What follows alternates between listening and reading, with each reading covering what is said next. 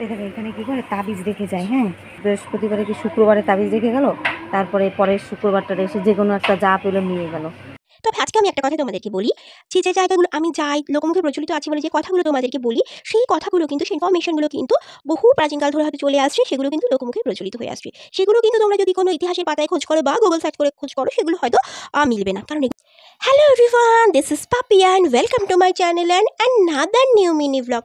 তো ঠিক এখন বাজে দুপুর 1টা, আর এই রোদের মধ্যে আজকেও কিন্তু আমরা একটু বেরোচ্ছি। আমি যাচ্ছি আর আমার সাথে যাচ্ছি ছোটো মাসি। তো আমার এটা ডেইলি লাইফস্টাইল চ্যানেল নয়, তারপরেও কিন্তু আমি ডেইলি ব্লগ আনছি।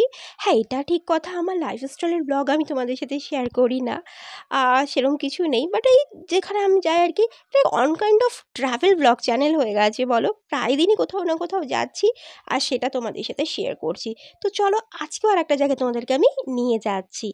তো যেখানে যাচ্ছি সেটা একটা ধর্মীয় স্থান।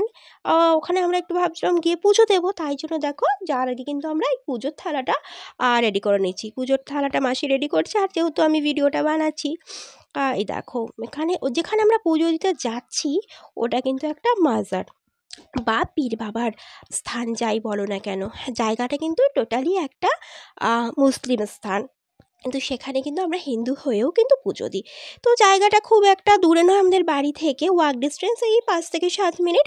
তো এই দেখো এই প্রচণ্ড রোদ, মানে এই দুপুরবেলাটাই পুজো করার আর কি ভালো টাইম, ওখানে একটু ফাঁকা থাকে।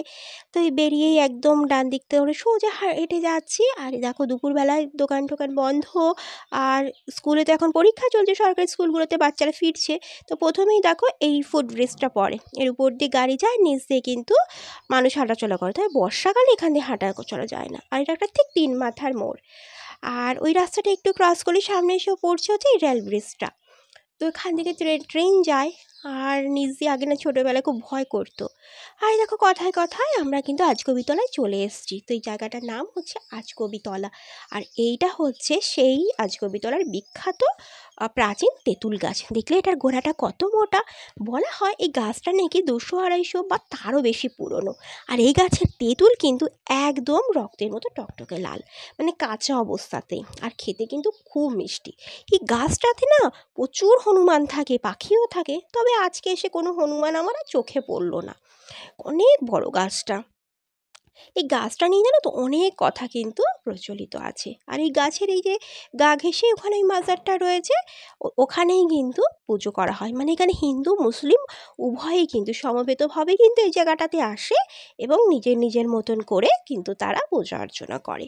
আর এই মাজারের গা ঘেঁষেও কিন্তু একটা তেঁতুল গাছ আছে।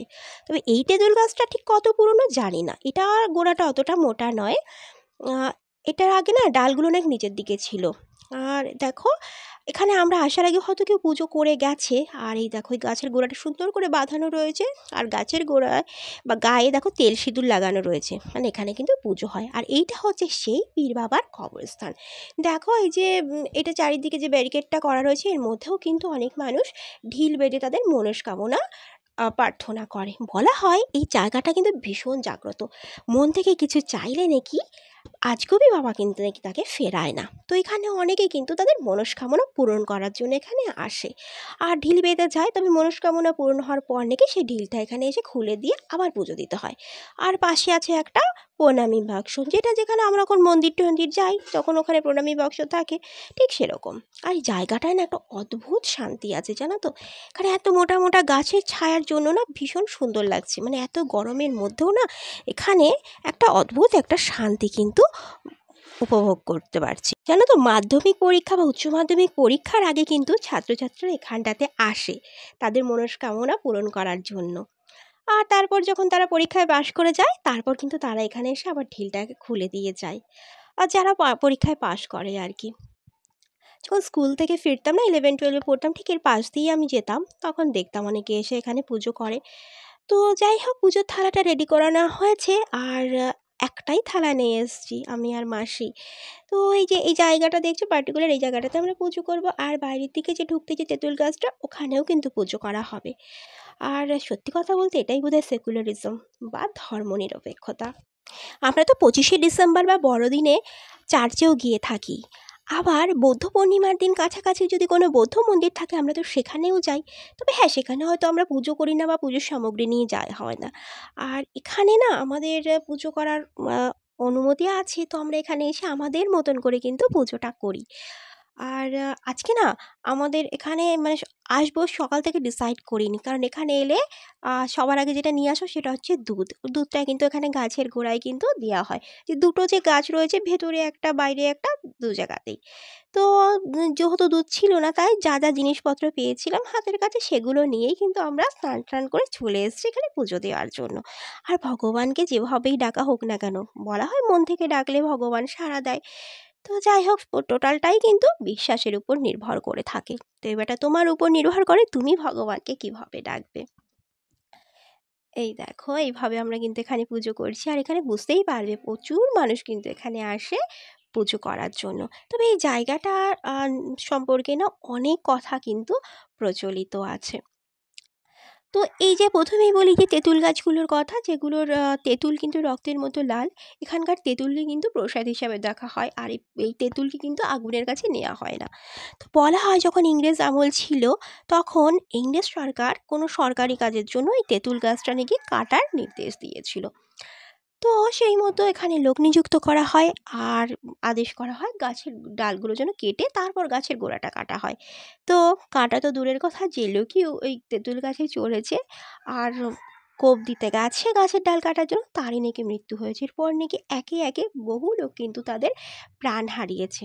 আর কথাও বলা হয় যে সেই সব লোকের রক্তই নাকি ওই তেঁতুলের মধ্যে মিশে ওই তেঁতুলের রঙকে কিন্তু লাল করে তুলেছে। তবে এই সব কথাই কিন্তু লোকমুখে প্রচলিত।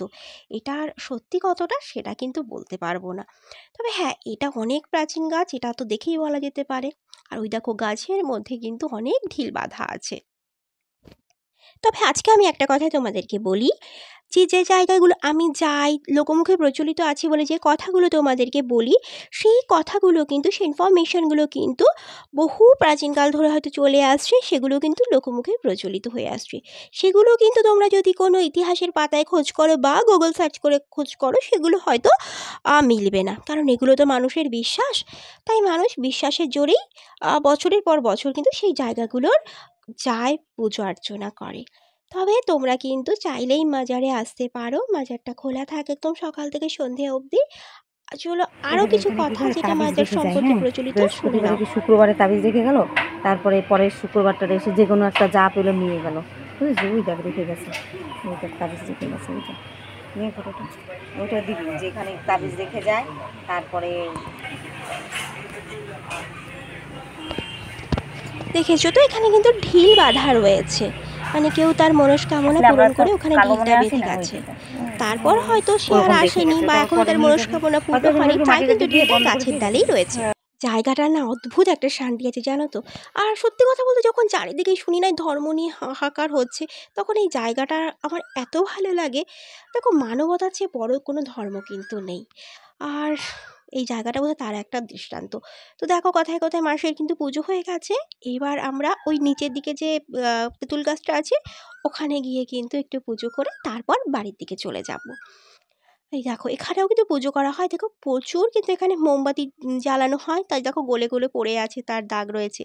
আর একটু যখন সূর্যটা আর কি অস্ত চলে যায়, অন্ধকার হয়, এখানে সারাক্ষণই দেখতে পাওয়া যায় যে মোমবাতির আলোয় আলোকিত হয়ে রয়েছে। তো এখানে পুজো হয়ে গেছে। এবার আমরা ফিরছি বাড়ির দিকে। আর ওই দেখো, ওখান থেকে একটা ট্রেনও যাচ্ছে।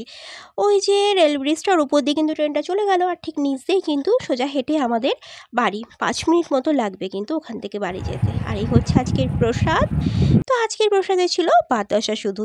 তো ব্লগটা ভালো লাগলে কিন্তু একটা লাইক করো, কমেন্ট করো কেমন লাগছে জানিও। আর নতুন হলে কিন্তু চ্যানেলটাকে সাবস্ক্রাইব করতে ভুলো না। টাটা।